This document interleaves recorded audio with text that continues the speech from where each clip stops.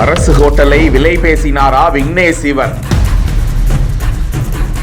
முக்கியமான தகவலை வெளியிட்ட சுற்றுலாத்துறை அமைச்சர் லட்சுமி நாராயணன். விக்னேஷ் அவர்கள் இது சம்பந்தமாக நேரடியாக இடத்தில் இதை பற்றி பேசவில்லை. புதுச்சேரி அரசின் சீக்கல்ஸ் என்கிற ஹோட்டலை திரைப்பட இயக்குனரும் நயன்தாராவின் கணவருமான விக்னேஷ் சிவன் நேரடியாக விலை பேசினார் என்று வதந்திகள் பரப்பப்பட்டு வந்த நிலையில் இது குறித்து அந்த மாநில சுற்றுலாத்துறை அமைச்சர் லட்சுமி நாராயணன் வெளியிட்டிருக்கும் தகவலில், அந்த ஹோட்டலை விக்னேஷ் சிவன் நேரடியாக விலை பேசவே இல்லை என்றும் அவருடன் வந்த உள்ளூர் நபர்தான் ஹோட்டல் விற்பனைக்கு வருவதாக கூறினார். அப்போதே தான் கண்டித்ததாகவும், அரசின் சொத்தை யார் நினைத்தாலும் விற்க முடியாது, அப்படி யாராவது கூறினால் நம்ப வேண்டாம் என்று கூறியிருக்கிறார். இயக்குனர் தன்னிடம் கலை நிகழ்ச்சி நடத்த இடம் பார்க்க வந்ததாக கூறினார் என்றும், அதற்கு அரசின் 2 கலையரங்குகள் இருப்பதை சுட்டிக்காட்டியதாகவும், அரசு விதிக்கு உட்பட்டு வரிகளை செலுத்தி நிகழ்ச்சிகளை நடத்தி கொள்ளலாம் என மட்டும்தான் அவரிடம் கூறியதாக லட்சுமி நாராயணன் தெரிவித்துள்ளது குறிப்பிடத்தக்கது.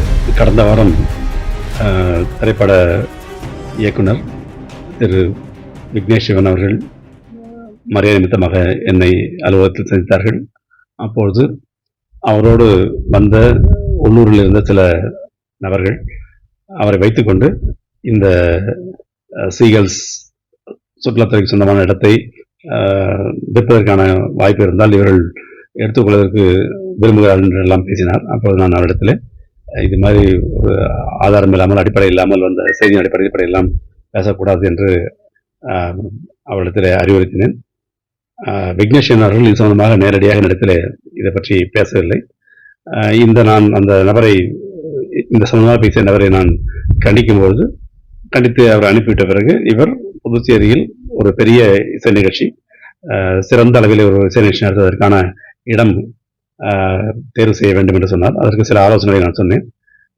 அரசாங்க இடத்தில் பெரிய மைதானத்தில் நடத்துவதற்கான அனுமதி கேட்டால் அதுக்கான கட்டணங்களை வரி மற்ற விஷயங்களில் சேர்ந்து கொடுக்கிற ஒரு நிலை வருகிற போது அதை நான் அரசாங்கம் பரிசீலிக்கும் என்று சொன்னேன்.